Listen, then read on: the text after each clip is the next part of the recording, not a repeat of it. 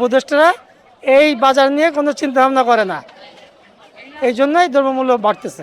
পরিস্থিতি অনেক খারাপের দিকে, যেমন ছোট ছোট পাতাকপি ওটা 30 টাকা করে পিস, বেগুনের কেজি মাত্র দেখে আসলাম 120 টাকা, বোমা মরিচের কেজি 2000 টাকা, আপনার এই যে পচা বাইগুন 60 টাকা।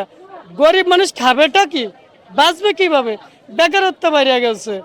বাজার কাঁচামরিচের কেজি প্রায় 380 টাকা, মানুষ খাবেটা কি?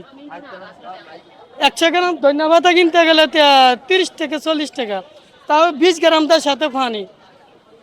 বাংলাদেশটা এমন অবস্থা হয়েছে, সুরের অবস্থাটা সব জায়গায় বেড়ে গেছে। আমি যে নিয়ন্ত্রণ ব্যবস্থা, বাজার ব্যবস্থা কেমন দেখছেন এবং দ্রব্যমূল্যের কি মান দেখছেন? সরকারের কোনো তদারকি নাই।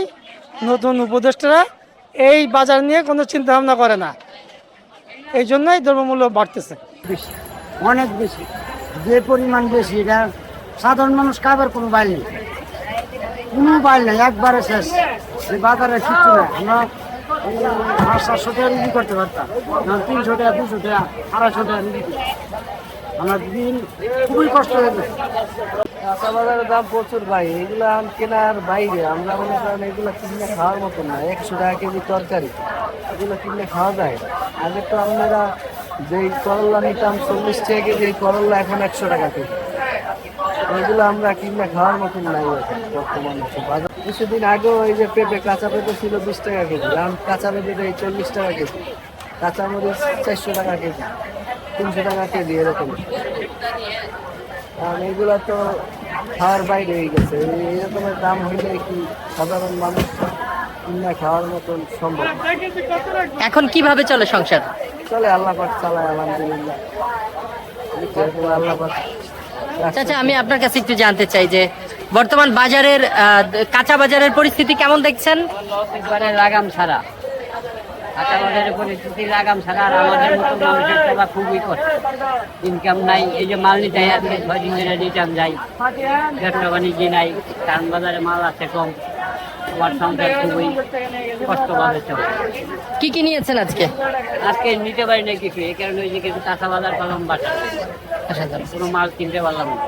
বাজারে এসে যা দেখলাম, মানে মানে আরো মাসে আসি, আরো আগেও আসি, মানে পুরা বাজার ভর্তি থাকে, কিন্তু এইবার বাজারে এসে পুরাই ফাঁকা, কোনো নাই, মানে বাজারে কোনো স্পেস, মানে কোনো মালপত্র নেই। আলুর বাজারে গেলাম, ওখানেও আলুর দাম বাড়তি, মানে সব জায়গায় মানে একটা কোনো ঊর্ধ্বগতি চলতেছে আর কি। মানে দাম তো অনেক অনেক আগের তুলনায় থেকে অনেক বাড়ছে। এই যে আমিষের চাহিদা কিভাবে পূরণ করছেন, এবং আসলে এই যে বর্তমান বাজার দর, এই বাজার দরের সাথে যে স্যালারির একটি সামঞ্জস্য, সেটা কি? হ্যাঁ, এটা মিলতেছে না, আগের তুলনা থেকে অনেক কম। তো আগে যে দাম কম হিসাবের কারণে আমরা নিছি, তো এখন একটু কমাই কমাই নিতে হচ্ছে আর কি। মানে আগের মতো আর নেওয়া যাচ্ছে না। কি নিয়েছেন? এই যে মুরগি কিছুদিন আগে নিচ্ছি 160-170, এখন নিচ্ছে তারা 200 টাকা কেজি। আর ডিম কিনছিলাম হলো 150 টাকা, 150 টাকা ডজন। এখন তারা নিতেছে 80, 70, 90, যে যেরকম পারে নিতেছে। এটা কোনো নিয়ন্ত্রণই হচ্ছে না। দাম বাড়ার কারণ হিসাবে কি দেখছেন? এখন এগুলা আমরা যাদের কাছ থেকে কিনছি তারা বলতেছে ওইদিকে দাম পারে, ওরা বলতেছে ওইদিকে দাম পারে, মানে এটার কোনো পাওয়া যাইতেছে না। কোথা থেকে দাম বাড়তেছে, কিভাবে বাড়তেছে, কেউ এটা নিয়ন্ত্রণ করতেছে না, এই অবস্থা।